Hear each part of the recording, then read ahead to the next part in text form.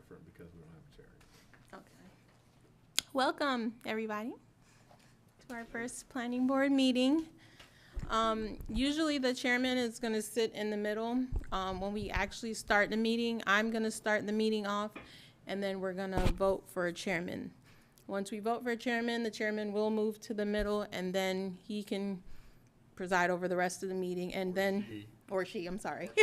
I'm sorry. And at that point, then you will vote a vice chair. Then we'll proceed with the meeting. Everybody get that? Questions about that? Yeah, so that'll be the first thing we do in the Yes, that's real the first meeting, at the 6 o'clock meeting. Yes, at the 6 o'clock meeting. Yeah.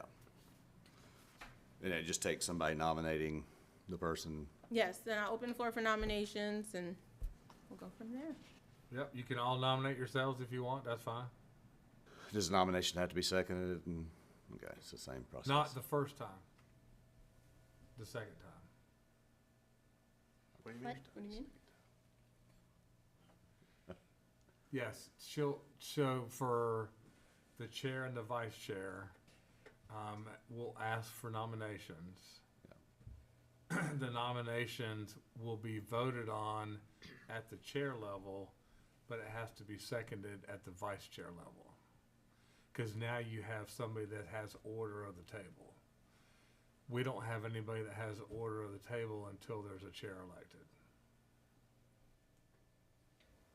So walk us through exactly what we need to do. Like, say, for instance, I would say I nominate whoever. Right, and then Kimberly will say, okay, we have Lindsay on the floor for nomination.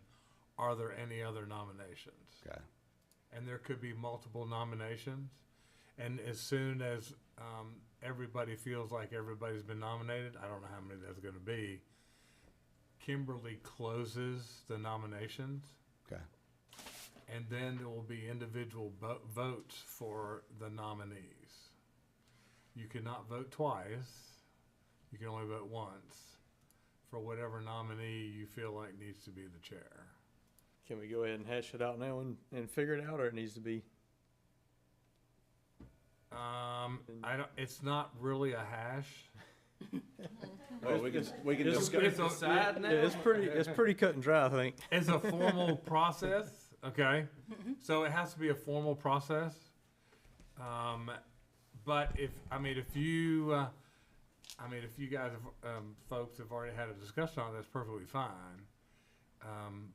But we still have to go through the formality of the process. No, Correct. Yeah. but we haven't had I think it would And be beneficial to. Yeah, and I'll say this. So at the end of the work session, we break to have substance, and if it wants to be discussed at that point in time, Okay, we just get together and talk through it. one on one or 2-on-1. Okay. Is that fair? Works for me. Y'all good? Yeah, So he's just saying we'll get together and talk about it. Yeah, I'm good with Decision open. was before we. Open discussion now. Into it, you know what I Yeah. mean? I'm going to nominate Ryan Thompson as chair, and I think we've kind of discussed that. Yeah, well, we're not. So I did want us to talk about like the guardrails I want to be put in place related to that if we do it, and there will be only a limited time frame, so we can talk about that afterwards. We're not to that point yet tonight, but Jake and I briefly talked about it before. I think I told you guys I had a concern of doing it just because I do have to recuse myself a decent bit, and I don't like doing that, especially as chair often. Just with the type of projects we do, I will have to do that typically on average at least once a meeting, if not 2 or 3 times sometimes in a meeting. So let's just talk about it when we do break and everybody get comfortable with it. And I'm sure there's 4 other perfectly capable people that could run the meeting as well, because that's all it really is just running the meeting and keeping it orderly. So. Agreed. Yeah, just the expertise that an experienced member brings is always going to be there, except for when they recuse themselves. But that's just remember that. So, and some of you have attended so many meetings, you probably know what it's like to run a meeting. You just don't know it too. But yeah,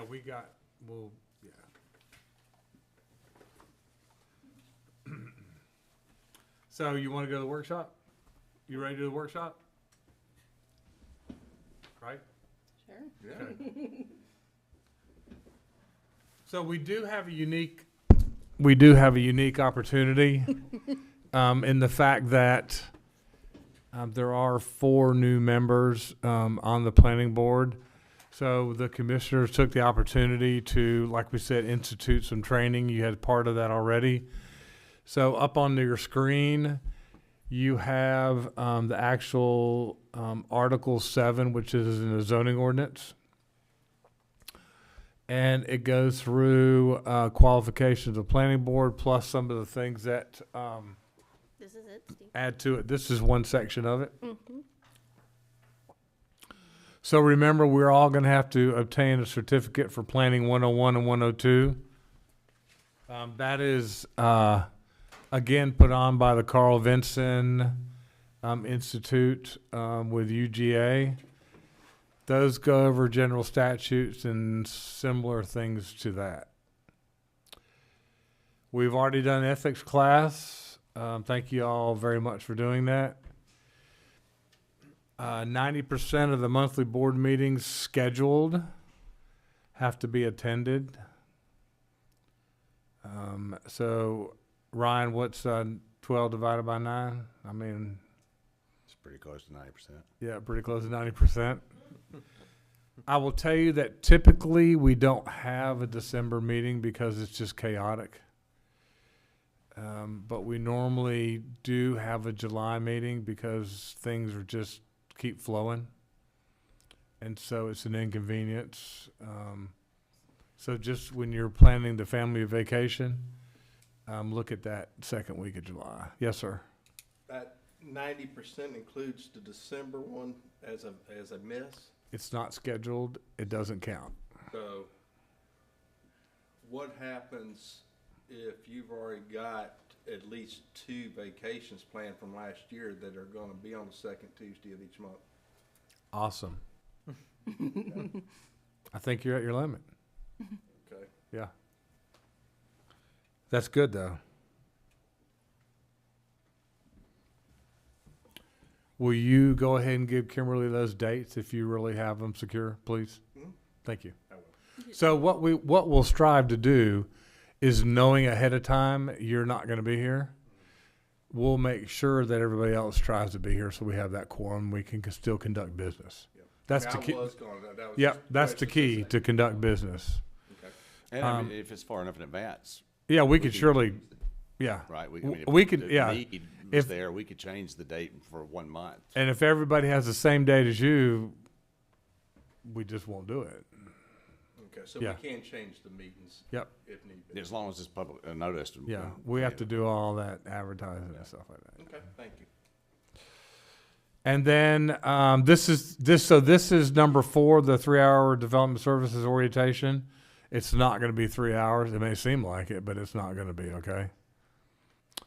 And then Kimberly has put together a notebook for you that you have on your front there that has a comprehensive land use plan, the existing zoning map, future land use map, zoning ordinance, subdivision, wetland, stormwater, and the checklist is on there too. Yes. Also included in there is the most recent GDOT handout that we got while we were up in Atlanta with transportation improvements for Effingham County. Also in there are the roads presentation that we just got through for all the intersections and roads improvements for Effingham County that are coming up.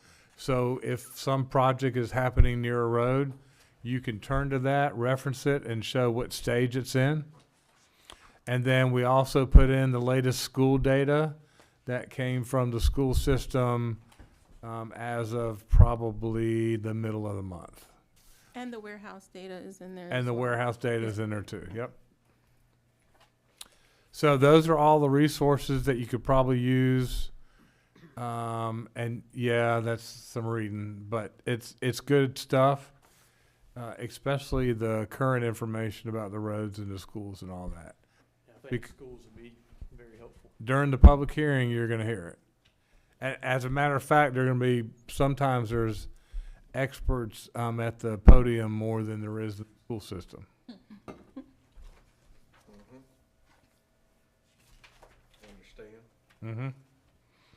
Understand? That's not just on school board matters. There's a lot of experts on. Yeah, there are a lot of experts. That's true. Yes. Yeah. So we all kind of did introductions, at the ethics class, but some people weren't there. So we'll finish those introductions here with Elizabeth. Were you in there? Right, you were. Jonathan was not. Hi, I'm Jonathan. I'm the county engineer. So any road questions, stormwater questions, I'm here at your disposal. And Mariah, you want to introduce yourself? I'm your AV person. So she's with the IT department. And then our heavies in the back. You want to tell them who you are, don't you? I will. Jerry Gerald. I've made my 90% of my meetings so far. But I'm usually here, so whoever is elected chairperson, I will be making eye contact with you during the meeting and waiting for your signal if I'm needed for any reason. Yeah, sometimes people carry on. Sometimes they're belligerent. And sometimes they're threatening. So he has been very, very helpful. Thank you so much for being here. Always has been. So those are introductions.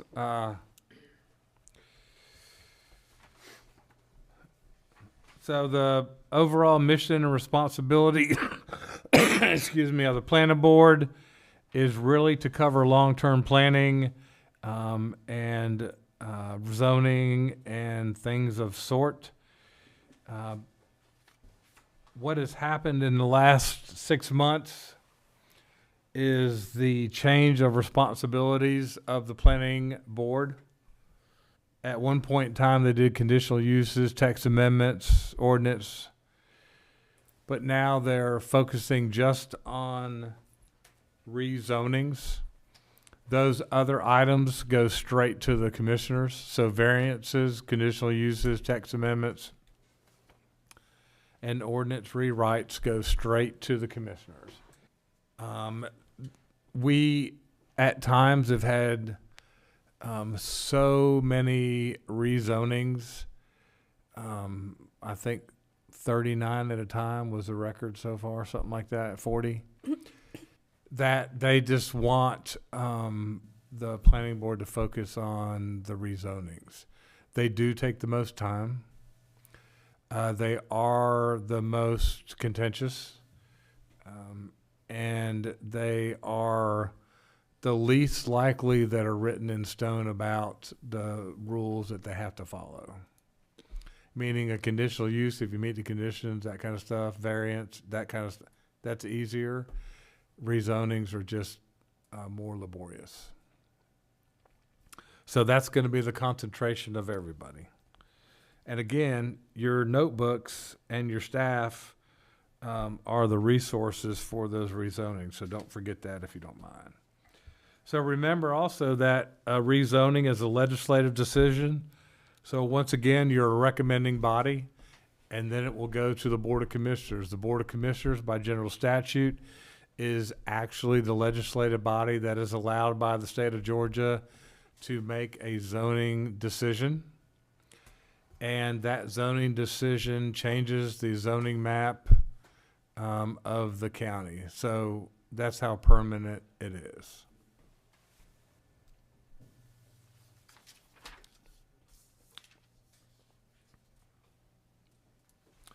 All right, so everybody understand what a comprehensive plan is? If not, let's go over it. So a comprehensive plan, which is in there, it's the everything. Okay, we're required by the state to do a comprehensive plan every 5 years? Every 5 years. Yeah. Every 5 years. And we usually get a consultant to help us do that, depending on what the state wants in the comprehensive plan. But it's demographics, it's income, it's land use, it's everything that involves, its financial information. It's all that. All that is in that comprehensive plan in there, along with the maps and capital improvement projects, and all those things are in that comprehensive plan, hence comprehensive. It's not just land use, it's everything in the entirety that the county does. And that is done, again, by the consultants, and staff fills in the blanks and then goes through draft forms until it's approved. The general public does have input on that as well. And so your exposure to it will be along the process. You will not be the approval part, but you will be exposed to it along the way. Also in the notebook that Kimberly gave you is the zoning document. There are 9 or 10 articles to that zoning document. The only one that's not changed yet, the steering committee has, is zoning districts. That's going to change. Everything else is been changed in the last 2 years. So it's all brand new, okay? Those are not the only ordinances that the county has, and those are not the only ordinances that we use here, but that is the zoning ordinance. The rest of them are, so like Jonathan uses the stormwater ordinance. It is not in the zoning ordinance, but it's something that we use when he applies stormwater to site plans and subdivision. So if you want to reference that, you can look on the website and see the different ones. But that's something that we use him as a reference for.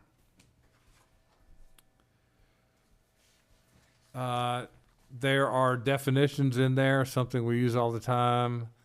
And then on top of the zoning ordinance, you have the subdivision ordinance. So remember, subdivision is 99 times out of 10 strictly residential. And the subdivision ordinance went through an extensive rewrite. It's not in there because it's still. Yeah, we're still rewriting it, or we're still codifying it. Jonathan wrote it in Bluebeam, and so we're having to rewrite it in Microsoft Word. It's great. Ish. You guys He's will working have on it. soon. But it's already been passed. It's just not been codified in regular non-engineer language. So as soon as we get that, you'll get that. But it's extremely extensive. Cuts, roads, lot sizes, everything. It's all in there. You folks know that there are 2 processes. There's a preliminary plat review that the commissioners do, and then there's a final plat. So preliminary plat, if it's not a rezoning, if it's already zoned for it, is what they propose to do. The final plat, when it gets approved, is what actually has been done on the property. And it can change from preliminary plat to final plat. They cannot sell property in the state of Georgia and a lot of other states until that final plat is approved, because the markers are in place. So once they're in place, they can't move them. So that's the reason why we wait till final plat.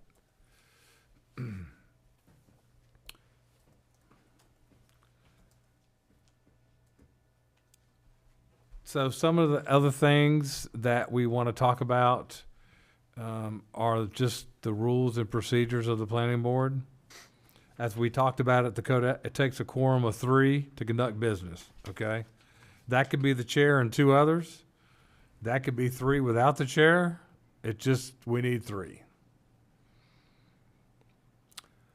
And so when voting, we can use voice votes, but I would just suggest at the beginning, the chair should use a show of hands to make sure everybody understands who's saying what, okay? And then an affirmative vote will be when a motion is adopted.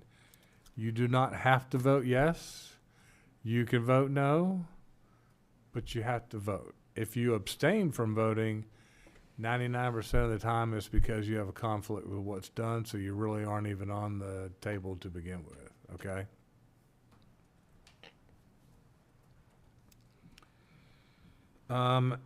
Each, Steve, can I ask for Yeah, sure, go clarification? ahead. So 3 out of 5, right? Just what happens if one of those agenda items, one of those 3 people have to step down? Then Then we that- cannot hear that agenda item? correct, sir, will not hear that agenda item. It'll have to be postponed automatically by statute to the next meeting. I mean, I thought that was the case, but I just wanted to clarify that is Yeah, one of the that, reasons so that's, it's important for us to be here as much as possible, because all it takes is and a we've very had that small happen. We had that happen. percentage, and something like that happen, and then we don't have a quorum for it. And I mean, there's a due process part of that, you know, you just, if somebody does all the application right and they get on, they do that, there's a fairness to hear that in a timely fashion. That's all. Yes, sir. So if you abstain, are you precluded or you shouldn't participate as a citizen now? Like ask questions or state your objections or favors for a project, or you just should keep your mouth shut? Yes, you have, go ahead. No, I wouldn't. Yeah, you are a planning board member when you're on the floor. So if I say, I think this is something I should not vote on, like, I can't give a non-biased opinion on this, I'm going to Abstain? abstain for this, okay? But I have data and information that I think is useful to their vote. So I say that they may not be privy to, because I don't know, I found it somewhere and it's a legitimate source. I can't chime into the conversation and say, y'all do know about this information though? So I've never heard of a planning board member abstaining based on a conscience item. They only do it when it comes to a conflict of interest or a financial gain. Okay. Um, So if it were that, a conflict of interest or a financial gain, can I still give data or information? you or- have to be recused from the table, so there would be a vote to remove you from the table. And then there's no information I can give at that point. I'll have to ask on that. Because also, like, if I say, I think that hurts the county's position. because also if I were doing, like, I'm just throwing this out there, if I were buying a parcel of land and getting it subdivided to sell off the lots, and say there was a lot of objection from the public, and I wanted to say, here's the reasons why y'all should approve it. I need to also, as the applicant, be able to give my reason why it should be approved, just like any other person in the public.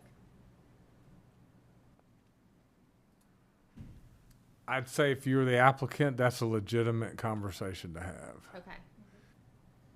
You can still apply for something and of course come in front of us for. Yeah, You it's, recuse it, yourself of that and go, and I've seen Alan Zipper yep. do that before. When, Or you know, representing a client, et cetera, Yep. and What- recuse beside myself. him that he didn't want to see, and he, you know. And what scares me more is the offer to editorialize a case, because it's very hard to still separate the fact that you're a planning board member, even though you're recusing yourself from a specific case. Because other cases similar to that are going to come back at some point in time. Okay. See what I'm saying? I should say this, you know, exactly, but I guess if you got some information you think needs to be heard, you know, maybe pass it. We can communicate, right? We can communicate. Pass it to us beforehand, and I think you should give it to staff and let them distribute it so that it's a legal way of handling it. Communicating, okay. Yeah.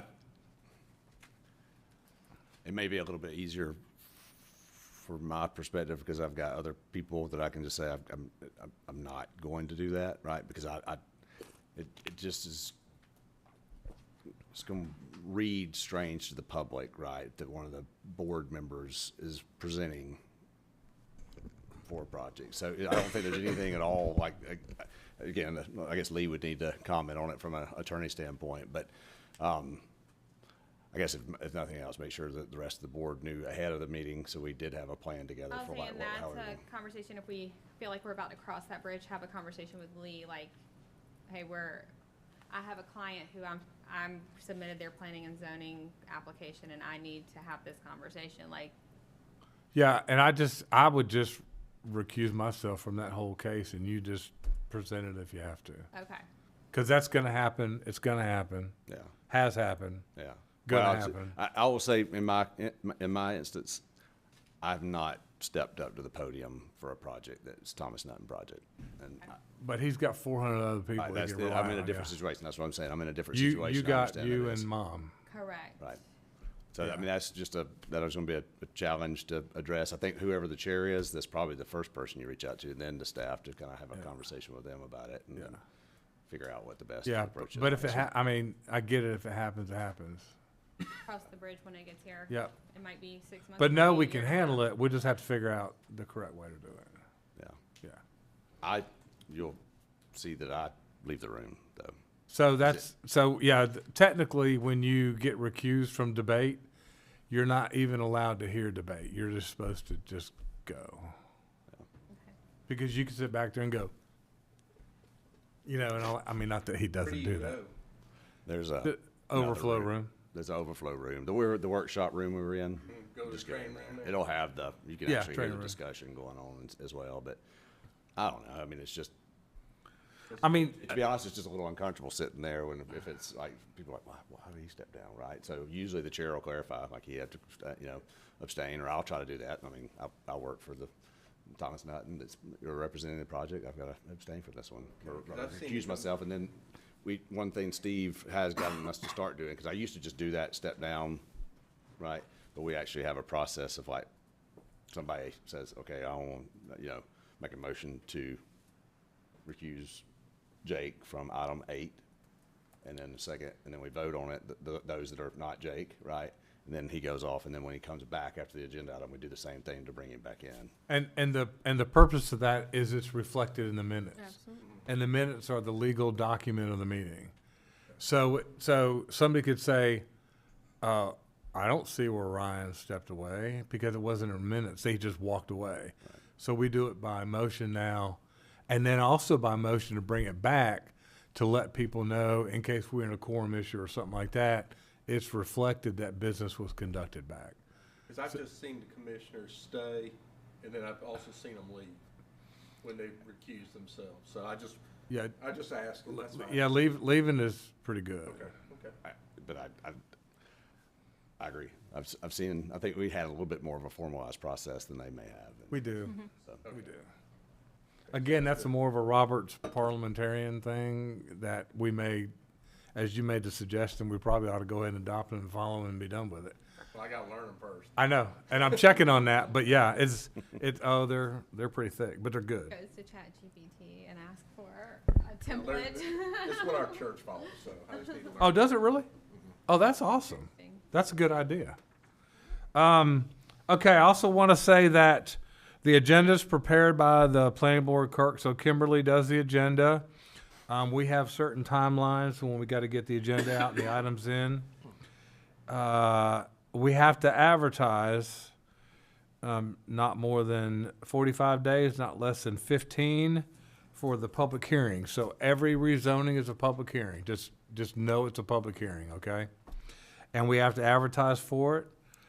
We have a sign that's sticked on there 15 days before the public hearing. If it's lucky, that sign will stay and not get run over, stolen, or anything else happen to it. And then outside of a requirement by state statute, Effingham County, we notify folks by letter, snail mail, anybody that touches that property within 200 feet. Okay, so if they're 200 feet, and they really don't have to be touching. But if they're within 200 feet, they get a letter saying that there's rezoning is a public hearing, such a date, blah, blah, blah. That's, again, it's not a state requirement, but it has its advantages to make sure that people that are really affected by rezoning are notified. Yeah. And I will say, there's gonna be a lot of people that say, I didn't get a letter, right? And they shouldn't have, because they were outside of our 200-foot zone that we do, right? So it's not that the process was wrong. Okay. They just didn't get a letter because you can't mail letters everywhere, so. Or whatever address they have on file with the tax commissioner is wrong because they don't want to receive their tax bill too. Does that work? Does. Does. Yeah, I know. Yeah. And if you're 201, I can tell you will not get a letter, and that rezoning will continue, because I was 201 feet away from a rezoning, and you don't get a letter. So it's 200 feet. Yeah, and we have so many ways to people to know about meetings now. Facebook, Like, everything. they can know if it. Oh, yeah. All right. So this is another thing that's interesting as far as the process. So the minutes of the meeting that are taken here, I mean, Kimberly technically has 30 days to get them done because they're not official until the next meeting when you approve them. So after 2 weeks at a planning board meeting, somebody calls up and says, hey, I want to see the minutes from, the February 11th meeting. Well, they get them, but they're going to have that big fat draft watermark on them because they're not official. You guys were at the meeting. You're the ones that are going to have to be the ones to approve the minutes to where they're officially in the record, okay? So that's something that it's so important because they're not official until you approve them. We can hand out unofficial minutes, but they're not approved until you do it at the next meeting. So are we gonna approve minutes tonight from the last No. meeting that we weren't No. there? No, Okay, we are not. okay. At the next meeting, the chairman will approve it, and we will sign it together. Me and the chairman will sign it together. For the next For one, the- Yep. but whatever happens to the last one of the year, it never technically gets Yes. approved. Right, well, so December was canceled, and I January. think Dave and Kimberly signed Got that. to get it signed, Yep. okay, okay.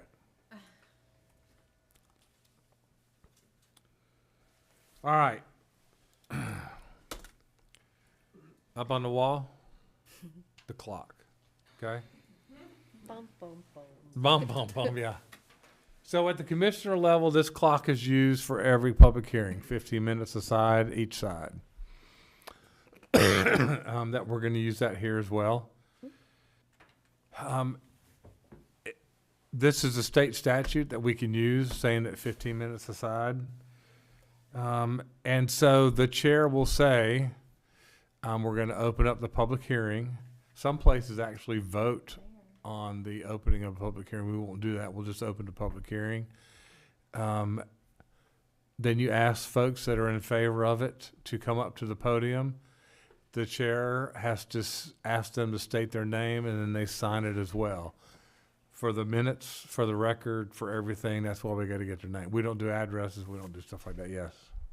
No addresses. I thought we did do addresses. Do we do address? No. No? Nope. We never did address. I mean, they say it sometimes, but. it's yeah, not they say required. it. Or it may be obvious. Yeah. This is my property. Okay. But we don't do that. The applicant on a complicated rezoning, such as a subdivision or something like that, they have a tendency to sell you the product at the podium, okay? In favor of something, you don't get a lot of folks to the podium, okay? When it's the opposition, you do. So a lot of times that 15 minutes will be taken up by the applicant. That's fine. And then just make sure the chair said, is anybody else in favor of it?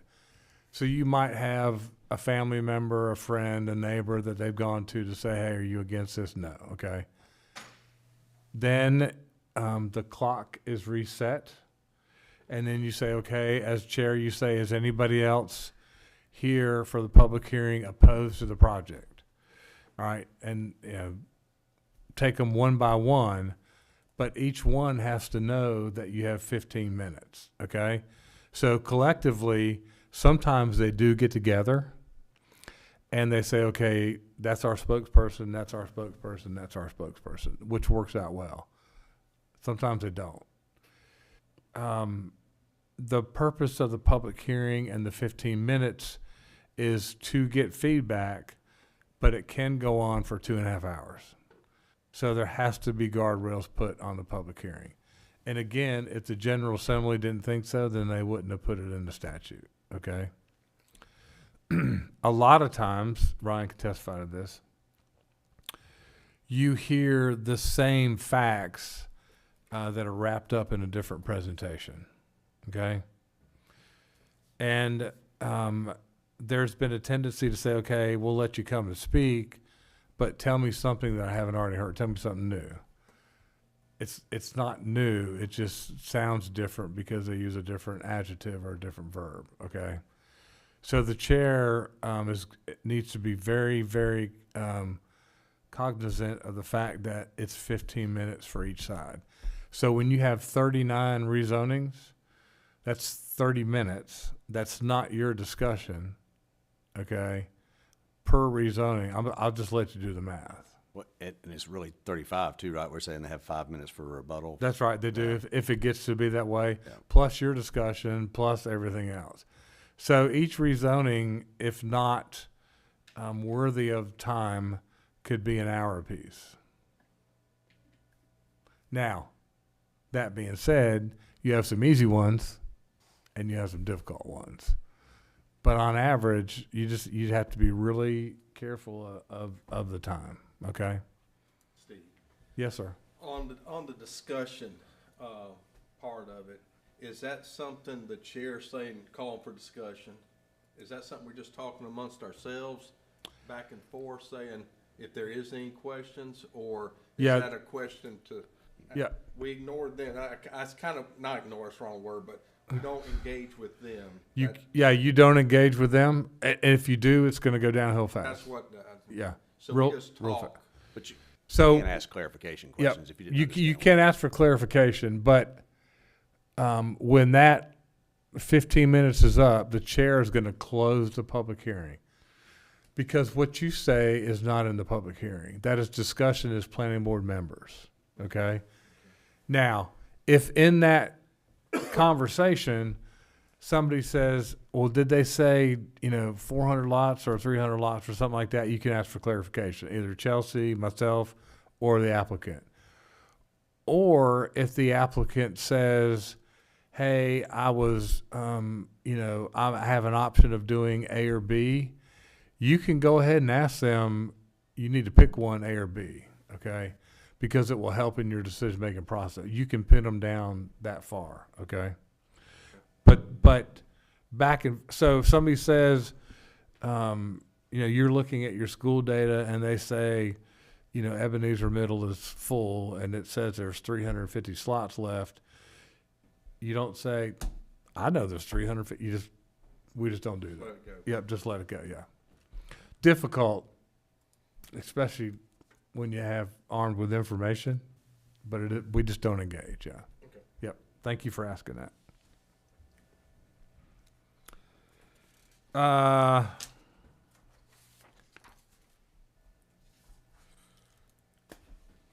So Elizabeth, Jonathan, Chelsea, Kimberly, me, we are here to help you make your decisions. We're here to help the commissioners make their decisions. One-on-one, we may be able to say things that we can't say in public. And also one-on-one, we probably can spend a little bit of time giving you the whys of certain things or the tools that are available and why they're available. So if you read your packet and you have questions, you can call us, email us, whatever, and let's try to get those done ahead of the meeting, so that we can say what needs to be said. You know what I'm saying. So Ryan is pretty good about, hey, I read the packet. Our ordinance says this. They're saying this. Can you clarify how that's going to be interpreted? That's awesome, because we are the interpreters, and so we will say this is what we think it says, and this is what will happen. I don't know. I can't give an example, but. Well, I mean, usually when we first start, before the public hearing even opens, like, we'll give an opportunity if you've got a question just straight about the application. Yeah. You can ask staff to ask just for clarification that might be beneficial to the entire board before we even get into the public hearing part. Yep. But then there may be some other things that come up during it. What are the buffer standards really, right? Like, so that kind of thing, so we kind of understand that, because it's a big code and it's hard to have all that in the top of your head, so. Yeah, trust me, you're not expecting to memorize the zoning ordinance. You'll get familiar with certain sections because they happen over and over again. That's what they pay us to do. It doesn't mean we don't want you to know, but we're supposed to be able to reference it fairly quickly instead of, like, the International Building Code is that thick, so sometimes we have to look things up too. Yeah, plus, for 4 of us, it's gonna be a huge learning curve for a while. And you know what? Be patient.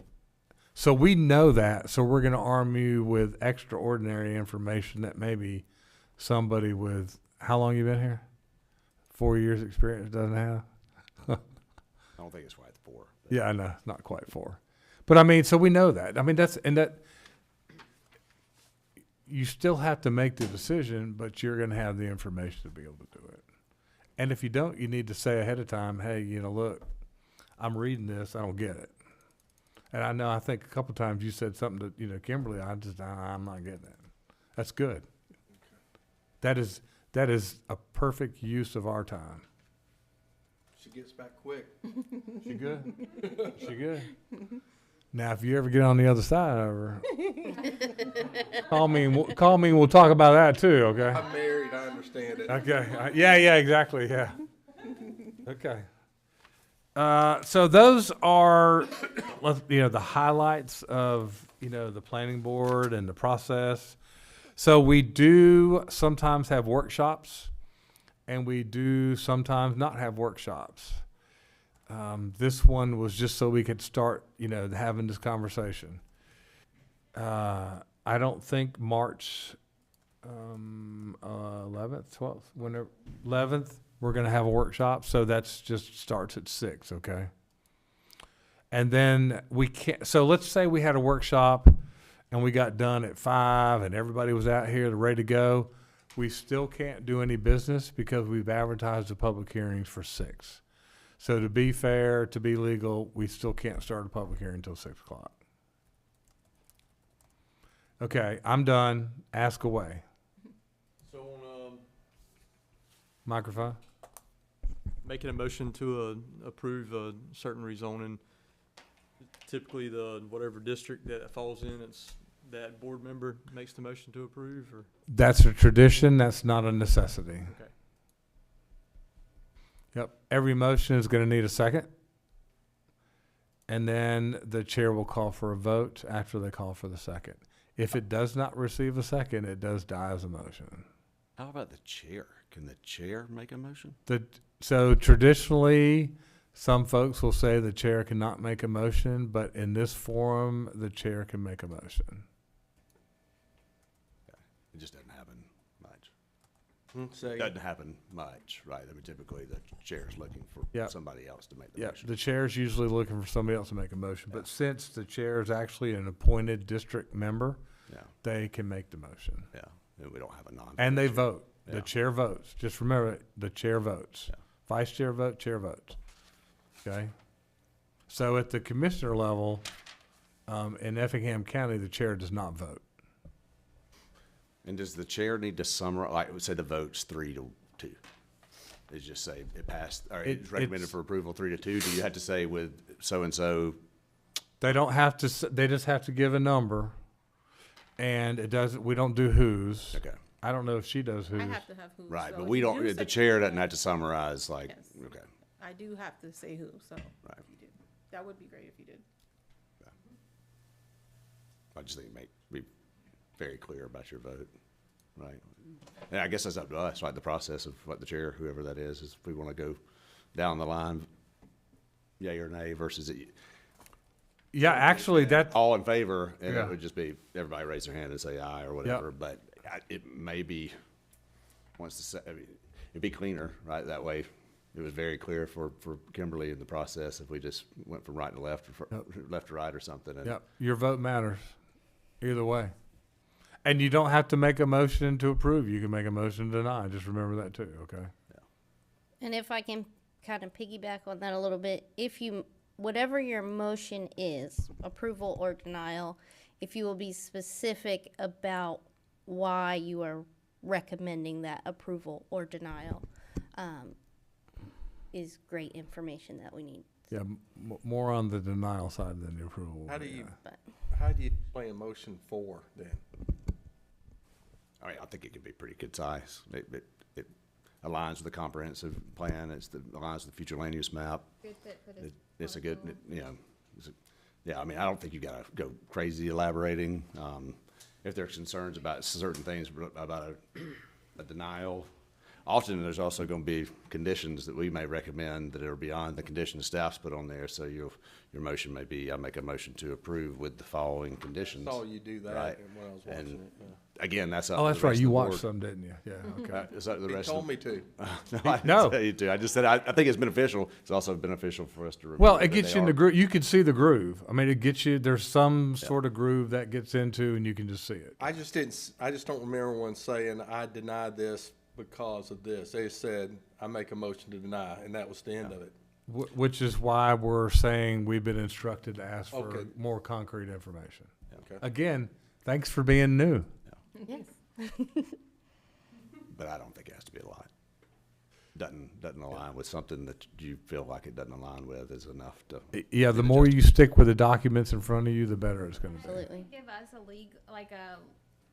like if I'm like, I make a motion to deny this and I say a reason why, that's not a potential legal repercussion on me. It depends on what not you personally, but so if you say, I deny it because I don't think it fits, that's not going to work. Oh, okay.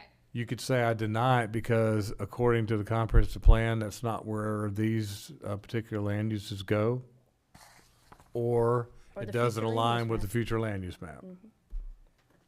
Or they hadn't provided you enough information to feel comfortable making a decision. Always a good one too. Like they could, I always look at it as on them to present why we should, like, it's not up to us to come up with the reasons why, right? I mean, they're presenting their case to us. And if there's lack of information that we don't feel comfortable with, So the right to rezone is everybody's opportunity. Okay, statutorily, you have a right to ask for rezoning. It's not statutorily guaranteed to grant the rezoning. 15 minutes is up. It didn't beat. It didn't beat. It's Just- supposed to beat, but yeah. So you understand? Right. They have. We cannot sit here and say, "Oh, that ain't gonna work. Don't even come. You're wasting your time." We can't do that. Even though we might know the sentiments of the neighbors or the board or whatever. So they have a right to come ask for it, but it doesn't mean that rezoning has to be granted. And remember again, sometimes a denial will occur at the planning board and it will be approved at the commissioner level. That has happened as well. Most of the time when that's happened, adjustments have been made from the public comments and the comments of the planning board, and those adjustments are made to the presentation, and then that presentation changes when they get to the commissioner level. Questions have been answered, concerns have been addressed. Happens often.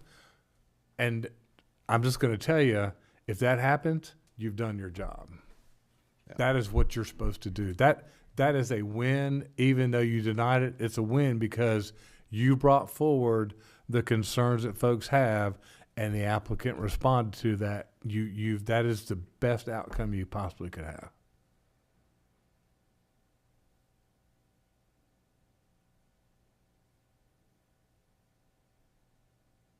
All right, what else? What else, Jake? What do you got? And remember, speak in your microphone because people do want to hear. They'll yell at you from the back of the room. So they can. Yeah. So after the 30 minutes is up from both sides, there's a 5 minute, is there 5 minutes for us to discuss it? Typically, we said there would be 5 minutes available without the clock. Right. If you had either a rebuttal for before you close a public hearing, or if you had questions that you wanted to ask the applicant or somebody else. Right. And so whenever we're discussing upon ourselves, do we need to speak into the microphone? Yes. Okay. The public is going to want to hear what you have to say. Gotcha. Yep. But once the public hearing's closed, we really shouldn't let them come back. No, up please, again. no. Nope. We really shouldn't, but no. Because one Sometimes. breeds another, that breeds another, that breeds another. Yeah. Yeah. And I know this all sounds rude, anti-democracy, but it's not, because 3 minutes at a podium is a long time for somebody to speak. Yeah, it is. Okay? Even in a public speaking class, most of your assignments are no longer than 3 to 3.5 minutes. That is a long time. And if you do it well, you can get a lot of points across in 3.5 minutes. So speaking of 3 minutes, I've noticed that nothing in that, like, formally are we saying anything about limiting a single applicant, but we could decide to say we suggest that each person be mindful of the people behind you, because it is 15 minutes total, and we would request that you keep your time frame 3 minutes or less. I think the chair should say that at every public hearing. Absolutely. To be clear and concise, yeah. For each item. Each Like, item. repeat that same message for Yep, each item. because ain't nobody going to hear you until it's their turn. Yeah. And if you have somebody up there and the 15 minutes is up and they want to keep on going, You can gavel. gotcha. Yep. So it does not make a sound, though. We got to be diligent about checking that. We'll go back to see why it does beep, and it's actually pretty obnoxious. I think that's good. I mean, because otherwise Yeah. you're going to be, even the chair's going to Yeah. be focused on the clock. So, I mean, maybe we can somebody have can look Jonathan make a noise. If it won't beep Jonathan, tonight. give me your times up noise. I mean, you know. There you go. Yeah. Yeah, that's right. Beep for us. Do what you can. But again, I really, people will be heard. They just don't understand. Now, I have been extremely impressed with some folks who have it on their phone, or they've really taken the time to go through point by point the things that they want to do, and you can tell that they're prepared speech. They've practiced it. They do it, and again, it might be 5 minutes most. And I mean comprehensive, but they've done a good job on it. Again, that's a rarity, but it's not that long. 15 minutes is a long time. Is there any way that I know some planning commissions will actually have a required sign up, so you know kind of how many speakers are going to be speaking? I know we haven't done that, but like NPC, like well, there's a lot of them that do. So again, I'm not an attorney, but I'm assuming their attorneys have checked. But yeah, they'll limit it to the people that actually signed up ahead of time to talk about the item. I think Springfield does that, don't they? You have I've to sign in done a to bunch in speak. Springfield, but it does limit. It helps keep control over it, because to be honest, if we saw that 20 people signed up, maybe that's where we needed as a board to say, okay, we need to give more time to this one. We're going to make it. Yeah, 25 you know minutes something's total. happening. Yeah, okay. Let me check. Yeah, I mean, obviously Okay. we won't have that tonight, but I think we would find that beneficial, because you could get I mean, it's going to be on staff or somebody at the door, though, to be as people are coming in, make sure you sign up, because right before the meeting starts, that list has got to be given to the chair to see, or the staff to see how many people we got. Right. Now, I can tell you some folks used to do that to see if they were citizens of the county to even be allowed to speak. Yeah. We're not there yet. Maybe one day. All right, what else? Come on, what else? What did you notice when you watched them? What did you see? What hit you? What struck you? I want to quit. I'm not going to do this anymore, or what? What struck me is I was wondering how the board members would make a decision unless you already have a predetermined decision. How they could really make a decision of something maybe I thought of that Ryan didn't, or Ryan did that I didn't, and have a little discussion. But 99 times out of 100, a motion was made, second, vote, and there was no real talking a whole lot, unless there were some real big arguments going on. You know, a lot of people keep feeding in, talking. So that's my only thing is, how do you know? There might be reason I've got no in my head, but no, Neil, you can't do that because of this other aspect. I don't know. I mean, that's the only thing I saw. Is I wish there was a way. That's the reason I kind of asked the question: can you ever get together to kind of talk through things and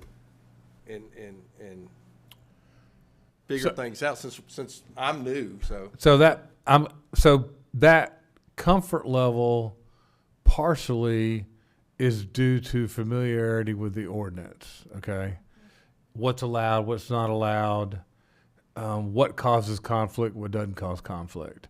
So part of that was just experience by making those decisions. There were some that you may have watched where the testimony at a public hearing changed folks' mind on the board. You could just tell that they had a staff report. The staff report was a complete application. It fit the land use map. It fit the future land use map, and the board still said no. That was because something was said by the general public during the public hearing testimony that changed their mind to where they felt like it just wasn't going to be the right the zoning district for where it needed to be. So if there's a situation where it fits the future land and all that, and you still don't feel like it's a good fit, Vote no. that's a good enough reason. It sure is. Okay. Yeah, and That's what I'm trying to get, because we are just recommending, right? So, I mean, it's just our 5 Yep. kind of thoughts, the best we possibly can. It's just you got to keep it to like planning-based things and not something that's Opinion. or Motion. or Yeah, something that's I emotion mean, if you- or your if- friend or whatever. Yeah, that, if you that choked kind of on, a fast food biscuit when you were a child and that was a devastating experience, don't just deny every fast food restaurant that comes for us. Okay. It has to be more than that. I don't know why I even thought of that analogy, but you know, you see what I'm saying, right? And Yeah. you may have seen About some that, planning and biscuits. I mean, if That's they're fairly straightforward and we ask for opposition and there's no opposition, Yeah. I'll tell you how I line is I believe in private property rights. So if they've got a plan, no neighbors are opposed to it, it meets with our I'm not going to discuss it a whole lot, right? Unless there's a bunch of opposition. Understand, yeah. So that's Yeah. kind of why there's probably limited on some of them. You'll be surprised though, sometimes these AR1 to AR2s will be controversial. Hotly because, contested. I mean, you could potentially be changing a dynamic out there just as much as a 300 lot subdivision is off of what you name the road. Yeah, so, Sandhill. Yeah. yeah, Yep. Seriously. yeah. And we are only voting on zoning, rezoning, so not necessarily, what their product is and whatnot. That's really not up to us, correct? That's up to you guys and Thank you, sir. Yes. Dadgummit, I missed that. So, yes, thank you, Jake. You may see all sorts of stuff, okay? But remember, there's about 22 uses, at least in some zones, up to 70 or 80 in other zones. What you see is not necessarily what you get. So it's a rezoning. So remember, it's just, we say this, but it's just a rezoning. If it's B3 and they tell you they're gonna do a car wash, when you rezone it, they don't have to do a car wash. Okay? They could do anything in a B3. Unless there's conditions put on it to limit it. Yeah, is that not kind of playing the system though? Knowing you're not gonna approve me an oil change, but you'll do a car wash, so That- let's play the game? That may not be their intention. Like, they could be truly going in to do a car wash, but then when they go through rezoning 2 weeks later, I might come and say, hey, Neil, I know you got that rezone for a car wash, but I'll give you $8 million for that parcel of land right now if you'll sell it to me. Will you sell it to me for $8 million? Are you going to sell it to me? I don't know. Well, so you say yes because you're like, it's only worth $3 million. Yeah, I'm selling it to you for 8. Okay. So you sell it to me, and then I go put whatever project on it. You had the intention of doing your car wash, but I came and offered you $8 million. So I go do whatever other project I want to do on it because it's zoned for my project. So the only way to stop that then is a conditional. That or ask, We'll rezone this for a ask car staff if there wash. were any less intense zoning districts that were an option, right? That. Like maybe B2 would have worked and it eliminates some of those uses. I think staff's typically going to try to push them to the least intense use to meet the need that they want to do. We will. Yeah. But I think that's the right as an American with your property, just like the property wherever you live or I live, my right as a property owner, any land I own, I have the right to, within the legal limits of the law, to get it rezoned. And then if someone approaches me within the legal limits, to sell it and profit. That's the right as long as I'm doing it all legally. So that just, Even if I don't intentionally say, I'm gonna rezone this, and then I'm gonna flip it, I'm gonna tell them I'm doing, like, it's not necessarily intentional. and that is the best example I've heard in a long time of it's just a rezoning. Don't consider what the uses are, or don't listen to that, because anything can happen once you rezone it. Anything in that zone. And I'll be honest with you guys, so in a lot of your package, you'll see conceptual plans. Because it is just a rezoning, I don't typically put those in the PowerPoint presentation that you'll see as we go through the meeting, because we are just looking at the rezoning. We're So, not, yeah, so even a subdivision is where this comes into play. They can give us a concept plan, and they have some good ones. It's sometimes things change because when you get out there, soils, just all sorts of things can change, and that conceptual plan that you thought was pretty good is going to turn out to be totally different when it comes to preliminary plat, because nobody knows what that ground is like till you actually get out there. I'm not saying all the time, but I sometimes. can give another example of this. So for my real estate team, we offer the Your Home Sold guarantee. So I listed some land last year and it wasn't selling. So my Your Home Sold guarantee went into effect and I was going to buy the lady's land. I was going to buy it and get it rezoned. So while I was under contract, I came in front of planning and zoning to get it rezoned, and I was going to subdivide it into lots. I don't know if you remember when I came through with this. It was the perfect thing because we were going to get it rezoned and either build small houses on it or put mobile homes on it for affordable housing for the county. We went through rezoning. Shortly after going through rezoning, someone approached me and asked to buy it. It was more money than what I was going to pay the lady, and she's an elderly lady that her husband, she's a widow. So I said, absolutely. I terminated my contract, and a builder is buying it, and he's building houses. So it wasn't my intention to, and I don't know what type of house he's building, but it wasn't my intention to rezone it and then flip it to someone else. But I did rezone it, and then someone else took the contract. I didn't really profit anything off of it. So if we pass something through a rezoning, then unless there's conditions on it, Anything allowed in that zoning district. Anything that, you know, if Yeah, it's it was that- supposed to be a restaurant, now it's turned into a gym, Yeah. so be it, right? That's right. It's definitely probably the commercial districts I think that happens the most in because, It does. you'll see that I will often ask, okay, what are all the uses? They're showing a restaurant, but what are all the uses so we can all have that in the back of our minds as we make the decision. Okay. Right? I mean, that's the question I think is perfectly fair to ask for a summary of that anytime. I think staff's been doing a great job of actually putting that in the report. Y'all have been kind of summarizing the allowed uses in that district. And, you know, I think it's up for us to see it. And I think another thing, Chelsea mentioned about the site plan or the concept plan. Yeah, we don't typically do a sites plan specific rezoning.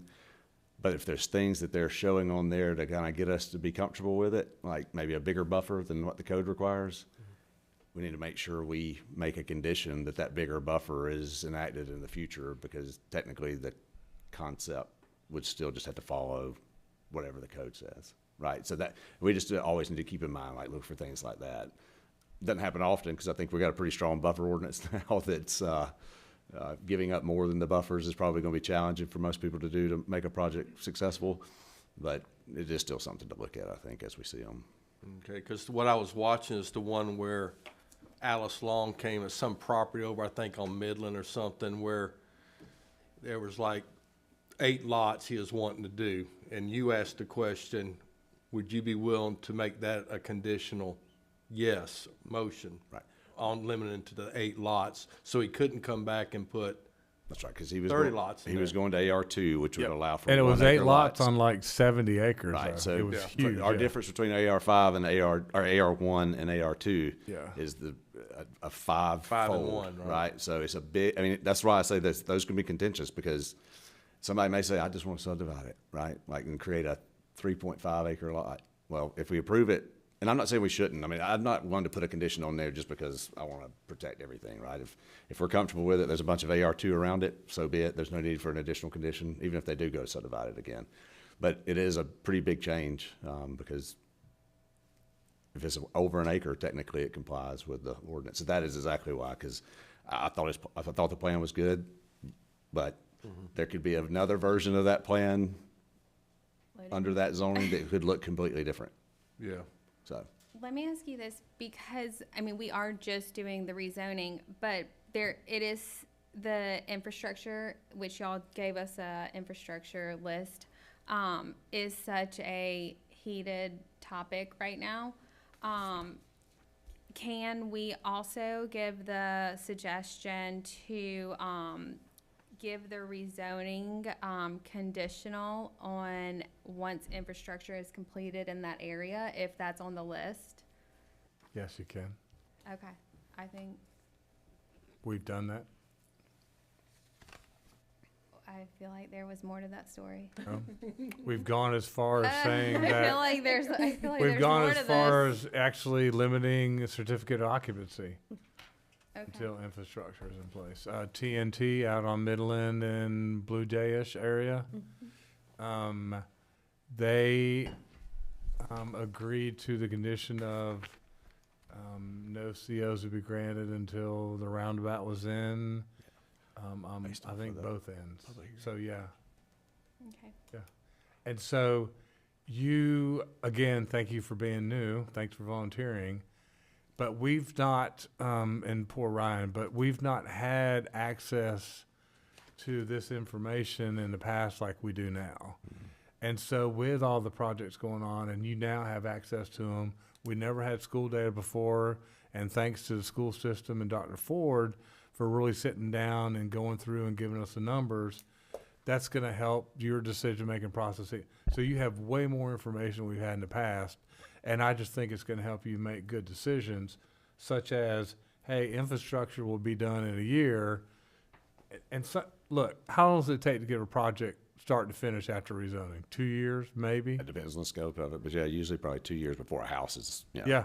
So there is time to have that discussion about infrastructure improvements. Where is that infrastructure list in here? I know you said it's in here. Do you know which section? It starts with roads. Roads, Yeah. it's the last thing. in The there, last section, all okay. the way in And the if you have any questions about any capital improvement projects that the county's doing, I'm living it every day. So, I can be your, Go-to. living. Yeah, so that's the baseline. He's the update. That's right. Yeah, and I mean, I don't think I would ever make a statement of fact about any infrastructure project as a planning board member. I would ask Jonathan to give us feedback on what's happening related to infrastructure, because that's not our job, right? So like, being familiar with that there are plans and, there's things moving forward with it, but that's great. to Yeah, I have him mean, here. yeah. Lindsay could say, hey, Jonathan, if he's here. I'm here today. It's awesome. 90% of the time, right? That's right, 90% of the time. You can follow that too. But you can just say, I noticed in my notes that this project is near, the roundabout at Hodgsville and Blue Jay. How are we on the completion timeline for that completion of that project? And Jonathan can say, 6 months, and you can say, okay, and then make your motion based on that. Okay. Yeah.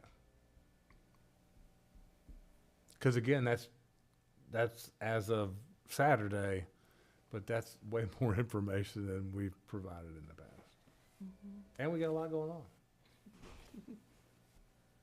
Where's the county on wetland issues now?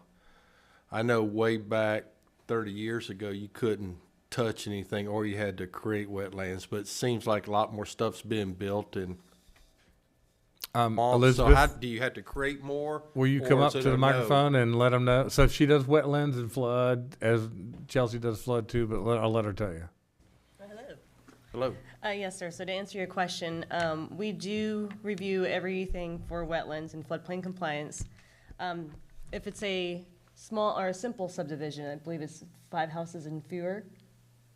Correct. So if that's the case, then you can have the wetlands delineated by a wetlands specialist. It doesn't have to go through the Army Corps of Engineers. Anything more than that, it would have to, including commercial.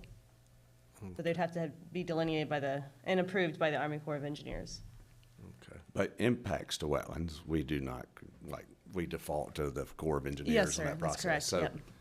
that's That's not our us. issue. Yeah, I mean, they still have to go through that process to get whatever that is. Just because we say rezone something, that doesn't mean that they've got rights to do anything related to wetlands. Is that what you're asking? Yeah. Yeah. I just know, it used to be a real sticking point. I mean, Willowpeg had to change some golf holes out there because they dug and they shouldn't have dug. Yes, sir. But it seems like more and more is going into the lowlands. Yes, sir. So is more lowlands being created to offset that, or are they being lost? So when you say lowlands, are you talking about wetlands or talking about Wetlands, flood yes. zone? Okay. Yeah. So with that, again, it would have to be, someone would have to approve that. Either wetland specialist who delineate that or approval by the Army Corps. If it's flood zone, you can put fill and everything in flood zones, but there's a bunch of stuff that goes through FEMA first to ensure that there's compliance with that. Okay, so that's all Army Corps, 5 and more. Yes, sir. So it's And not all even a county question. All commercial, all commercial and all industrial, yeah. Yes. Okay. Well, Yeah. on AR zonings, you gotta, I'm not sure on the AR2, but I think it is AR2, but you gotta show 1 acre of usable soil before you can even Where you can get a septic tank. Yep. before you can even, apply for a rezoning, correct? Or subdividing a lot out of it? Go ahead, Chelsea. No, you as an applicant, they have the right to apply for the rezoning. That's their God-given right that they can do. We do as staff, when we see that it is, say, a smaller lot, we do suggest that they speak with the Department of Public Health, the Environmental Division, specifically because their regulations do state 1 acre of suitable soil for their septic. So, so yes, they can come forth and ask, but that would definitely be a condition that staff would suggest for you guys. And if I could say one thing, just knowing the process and the mapping and the accuracy of mapping versus different times and things. So wetlands, most of the wetlands that we see just on general maps are from what's called the National Wetland Inventory, and it was exactly how they landed on that, I don't know, but it was a national mapping process. If the applicant shows something, I think it's a fair question for us to ask too, right, that's different than that or more detailed than that, they've probably gone through and had a wetland consultant look at it. It may be worse, it may be better, right? But often, I can think of one recently, the map that's shown wasn't accurate related to what the paid professional wetland consultant said the wetlands were. But that'll be used against an application because it's like, look at all that's green, it's all wetland. But no, it's technically not. It's just because of the level of the accuracy of some of that preliminary high-level stuff. So I think it's always good for us to ask, like, if we see something different than that, like, to get some clarification. And that's something the applicant should be addressing. And of course, the public always pulls the one off the wetlands, and that's not always accurate. Like, Yeah. they are pulling that one versus what, like, what he's saying, like, that an actual wetland specialist goes out and does. The public's gonna pull that one that's like, looks terrible. And they can still, their letter could say, they give $500,000 for mitigation, and, went to the mitigation bank, they bought it, and they can do what they want with it. And Neil, that is typically the process. They're not creating new wetlands on their site. They just buy The them Corps somewhere doesn't else. want that. They don't want a bunch of disconnected wetlands, so they want to preserve wetlands that have been impacted by something else. So there's what's called mitigation banks. I'm sure you heard of that. That's so often that's the process they go through with the Corps, as opposed to doing something on site. They actually go purchase wetland credits from that mitigation bank to offset the impacts that they need to do for their site. It's pretty difficult now, and they're very, very, very expensive. Very expensive. So it's to me, that's one of the things in the general public that's absolutely untrue. There's a lot more protection of wetlands nowadays than there has been historically, just because of the cost. I mean, it is Outrageous. exorbitantly costly to impact wetlands now. Okay. And even if we do have if we find a homeowner wants to add on to their home, and there's wetlands on the property, but, we have a 50-foot buffer, so we require at least 50 feet away from that. So we look at all of that. Yeah, so even the single-family residential or whatever, mobile home or whatever, if it's near, they gotta be 50 feet off. And we check all that. Every time. There it goes. Whoa, shut up, Liz. Go. There. My time is done. Thank you. Yes, sir. Thank you, Elizabeth. That What? 50-foot buffer, that's only for 70, when it hasn't been delineated though. Right. Yes. So if it hasn't been delineated and you're seeing it on the National Wetland Inventory map, then there's a 50-foot buffer. As soon as they delineate it, they can go up to the limit, just for clarity. And the average homeowner's not gonna pay for delineation, but yeah. No. Are they? Do they? No. No. No, How much does that cost? they might want to. Do you 50 know, feet's a Jake, lot of what it property to give costs up. right now to get in Effingham County a delineation? It's not terrible. It's a couple $1,000s, I think. You can That's actually all? Go Oh, through, what, I thought it was. I mean, it would depend on the For- scope what and the is one scale of the project. point? What is like one wetlands point? At one point, Oh, it's it like typically- $90,000. Yeah. Huh? 90. I think it's like 90,000 That's per what I was credit. gonna say, last time I checked, it was like Yeah, close to 100 or it depends something. on they literally Location. have, geographic areas that you can't just go buy it from South Carolina to offset Right. something here. And it depends on the demand and that, I mean, they've kind of put it into the private market, right? So it's a supply and demand thing, so the price of the wetlands credits go up as more of them are used, but it's very expensive. It depends. An acre of impact is probably well over $100,000, if not two. Really? There That's why I was- say it's usually not financially viable to do it, because you can't recoup the cost in the back end unless it's commercial or industrial, where the value is so much higher. You'll see it for having to have a road crossing, because there's just no way else to get it. But usually otherwise, you're not going to see a whole lot. Yeah, for residential. Okay, thank you. Anybody else? If not, we can stop the workshop and then we'll go to the. Can I just say something? So in front of you, under your agendas, you'll see the rezoning checklist. So for each rezoning, there is a rezoning checklist. You're gonna fill that out on each rezoning. And then at the end, I will take those from you and those will be added for the commissioner packets. So each rezoning, each one has to be filled out And signed. Is that and right? signed, or if you want. Chelsea, anything you'd like to add? your show. It's our show. Can I? So this thing here to fill out, is Chelsea gonna tell me it's inconsistent or consistent with the county master plan, so I know to circle yes or no and go through these, or I gotta figure that out and listen at the same time? And it's really a comprehensive plan, but yes, she's gonna do that.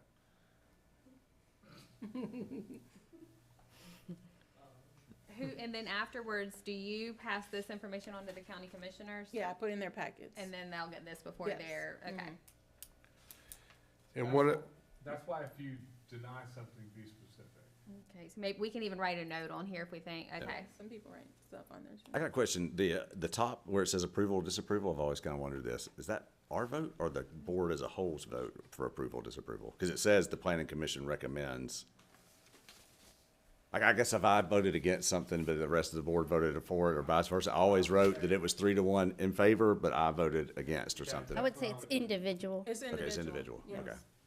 so what was that? I'm sorry. See, I can't listen and do something at the same time. I'm sorry, y'all. Each form is individual, so if you yourself denies it, then you're gonna put denial. Disapprove at the top.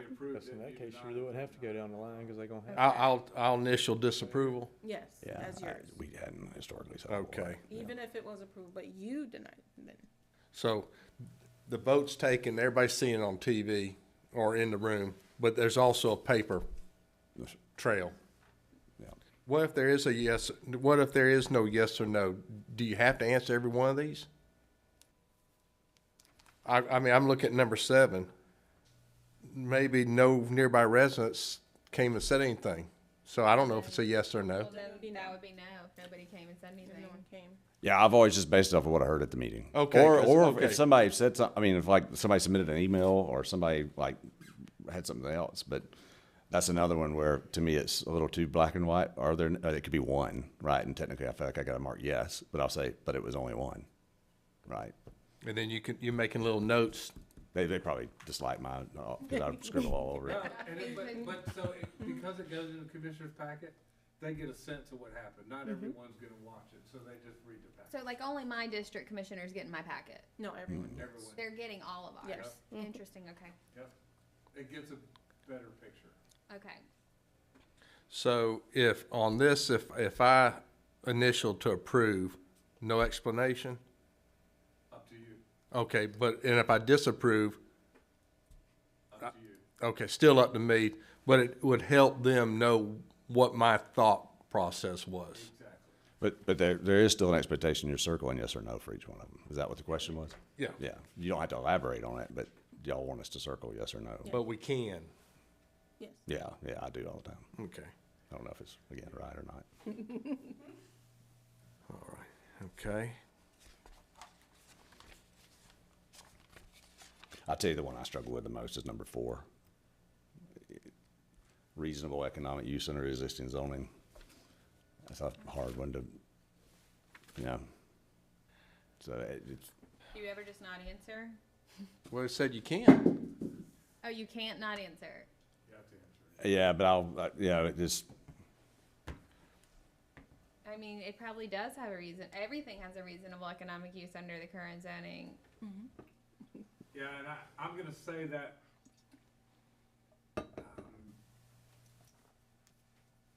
in zoning history, you have highest and best use, right?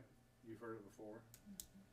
And so is the highest and best use the most economical use of it, or is there something else that can fit the Can we bill? rephrase the question and make that, is this the highest and best use of the property? I think that's straight out of the general statute, isn't it? Or Yeah, is it- we're gonna look into that. Yeah, we're gonna look into it. Okay. Yes, and just for clarification, I will not be reading those questions. yeah, no, Each we time. don't go through them, so. That would be so great. But how am I, but someone is gonna tell me whether it is consistent or not consistent with the master plan, right? Remember, I feel like all the zoning meetings I've attended, because I didn't go watch any online, but all the ones I've attended, at the beginning of each item, She gives a always synopsis. says, and from from what we've analyzed, this is consistent with the use plan. Yep, Isn't and- that what you usually say? Yes, ma'am. And so one of the things you'll see now, now that our comprehensive plan is sitting complete, as we work towards the next 5 years, I will start putting that in your staff report as well. So, So when you speak, we need to listen. yes, sir. Yeah, that's sometimes you Yes. don't wanna write. See, I got a little ADD sometimes. That's okay. She'll correct that for you. And I certainly don't feel just because I put yes on a few of them, does that mean I have to vote against it? Right? I mean, it's not like, now, if there's consistently yes all the way down, it's probably a little bit. But, you know, if there are some adjacent property owners that are against it, but this plan's still good and it's just because it's controversial, that's not necessarily a reason for me to vote against it. Could traffic be created? Of course it could, right? And please don't feel that you can't ask staff questions as we're, you know, I know this is your first meeting, we're going through this.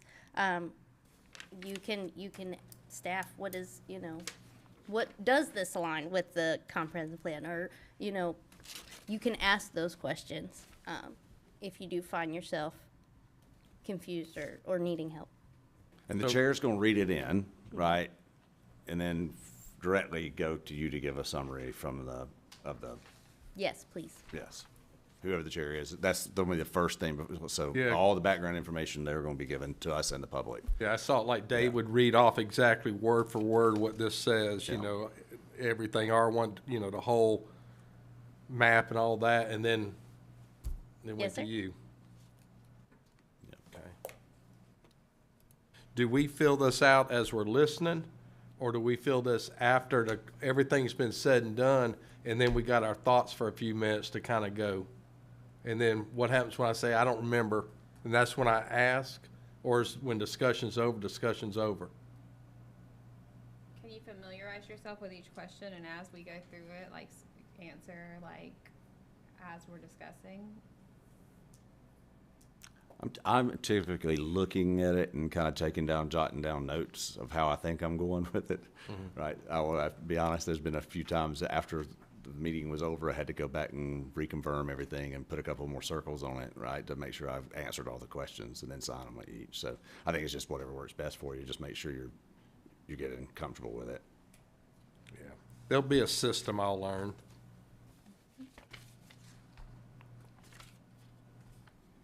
All right, so any more questions, or we can end the workshop and go? Yeah. Okay, so we're gonna end at 5:28.